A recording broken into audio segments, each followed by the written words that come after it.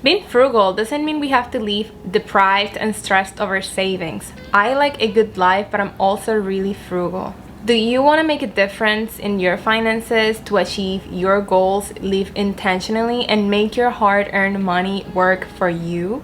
In this video, we're going to be talking about what does it mean to live frugally, why I think everyone should adapt a frugal lifestyle, and I will be giving you 3 principles to approach frugality and save a lot of money without hating life. I am someone who is obsessed with saving money, but I love to splurge every now and then, luxuriously frugal. Maybe not that luxurious, but I just really love high quality stuff. My parents raised me with the belief that if we bought something that had a high upfront cost, but it was of the highest quality at the same time, we wouldn't have to constantly buy lower quality items that could either break or they can lose their value faster, since this will have us spend more money in the end, and we wanted to be smart about the way that we are spending our money. I'm not cheap, but I spend my money intentionally to be able to afford the nice things I enjoy and save enough money to meet my yearly savings goals. It's important to remember that we are all a work in progress. We might make some financial mistakes, but we will envision our goals, redefine our mindset, and will continue moving forward. So what exactly does it mean to live a frugal lifestyle? To a lot of people, this sounds like the couple that shares a tooth floss, or the women who hid in the park to watch a yoga class instead of paying for them. Wow. All of these examples are taken from the show Extreme Cheapskates. You will see some really proud, self-proclaimed cheapskates doing absolutely crazy stuff. And then you ask yourself, is this what frugal living looks like? Do I have to act this way to save a lot of money? Absolutely not. This is not frugal. It's cheap. And we don't have to be cheap. Wait, we don't want to be cheap. We can save so much money by living frugally, but we need to understand, what does this mean? What does it mean to live frugally? And how can I start applying this lifestyle into my life? Frugal living means being conscious with your money and focusing in your financial priorities so that we can afford the things that we really love. You will spend money on those things that matter just to you and cut back on spending in other areas. It's a way to make your money work only for you by managing your income, saving, and expenses intentionally. The idea is to live within or below your means and to give your money a purpose. The way you choose to adapt this lifestyle will, of course, depend on your cash flow in combination with your financial goals and what do you want to do at the end of the day. Just know that if you treat your money with purpose today, your own money will help you achieve those great things that are truly important for you. So everything sounds great, but why do I think everyone should adopt a frugal lifestyle or a variation of it? To be honest, when you live paycheck to paycheck, worried about money or worried about how much you have to save, you are automatically shifting that energy into those negative thoughts. You're essentially attracting more of that. The change comes when you feel in control of your money and when you know exactly where your money is going, and then you know that that money is going exactly where you want it to go. You become more mindful on how your money is flowing. The best part is that you always get to decide what matters to you the most and what things, what experiences you want to put more of your money into. Alright, let me give you 3 principles so we can start looking at money differently, especially about the way we spend it. If at the end of the day what we want to do is to reach financial freedom, we have to rewrite our assumptions about spending. But we don't have to have an aggressive approach to this. We can start small. We will take it one step at a time, since the goal here isn't how fast we adapt to this shift, but it's to develop that healthy relationship with money and being smart with the way that you spend it. Principle 1, you control your money and not the other way around. Your money is not in control of your life. Your income does not define what you can or what you cannot do. My debt does not control me. My debt does not control me, and I can afford anything but not everything. As controversial and as difficult this may sound, all of your liabilities, all of your bills, debt, loans, etc. are a reflection of the decisions that you have made up until this point in your life. Those bills that you're receiving every month are just choices that you have decided to include in your life for whatever reason that you thought it was okay to do that at that time.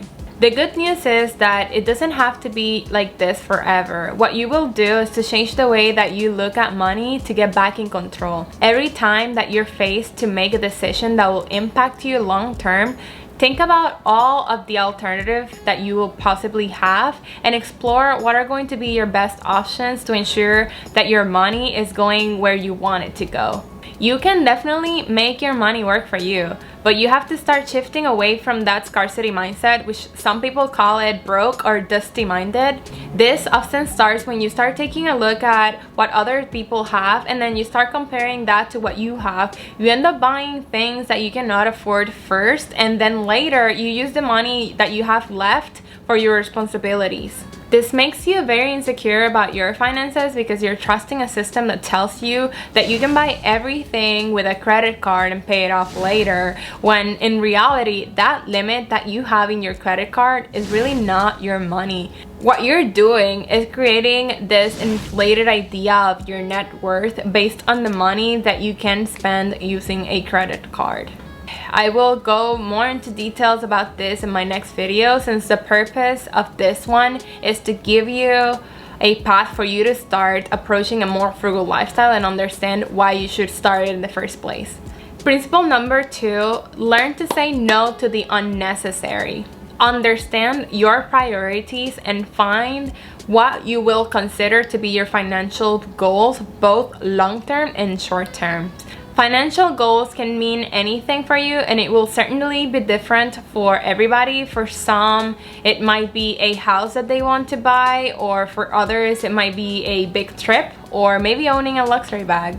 Think about what do you need to have in place to be able to achieve these goals. And now with the strategy in mind, learn to say no to those things that can potentially set you back or will give you a temporary pleasure and nothing else. Please be honest with yourself and ask yourself, is this instant gratification actually worth it? I know it's easier said than done, but all you have to do in the beginning is start questioning yourself whether you will spend the money or you will say no. Sometimes it is hard to say no, but getting in specific on where do you want your money to go and what your priorities are will help you figure out what exactly do you need to do to be able to achieve that. It might also help you figure out other ways to make more money if you find yourself feeling like you might need another source of income. Principle 3, start tracking your spendings, not your savings. Start by understanding the flow of money. Take a moment to be clear on the amount of money that you're gaining versus the amount of money that you're spending. Becoming organized in your finances will be a key part for this. This is because when you truly understand your spending habits, you can recognize which ones are those that you feel really proud of and which ones you will consider removing from your life. Once you recognize this, you will start shifting on spending money on those things that actually matter to you, and then remove those that just really don't add any value. When it comes to savings, I have a minimal monthly amount which I make sure to meet, but I don't just save that amount and move on. And that's the difference between focusing on savings versus focusing on spending. You see, when you start telling yourself, I'm going to save $500 a month, you automatically assume that it is okay to spend the rest of your money because you met your quota. But when you do the opposite, when you start tracking your spendings and treating your money with a purpose, living intentionally, you'll often find yourself just naturally having more money. One of the many lessons I have learned, and one that I'm absolutely grateful for, is that my parents made us prioritize the way that we were spending our money growing up. I come from a middle-class family where we were very conscious of our spending. My mom is amazing at managing money, and I feel like I've learned so much from the way that she is. She's probably the most frugal person I know. When we went to the mall together and I picked up a piece to show her, the first question that she always asked me was, "Do you need this?" Both of my parents are huge advocates of savings, and I feel like questioning myself anytime that I have to make a money decision just comes naturally now because of all the times and all the practice that I've been put into my life. Rather than setting yourself a fixed savings goal, try doing this. Ask yourself, what is most important to me? Will I be happy if I spend money on this? Will spending money on this be a waste a year from now? In this way of thinking, you won't find yourself just throwing away money just because it's within my budget. Instead, you will have a carefully crafted and carefully designed life where you buy only things that matter to you. And one last thing that I want to say is to make it part of your life instead of just another task that you have to follow.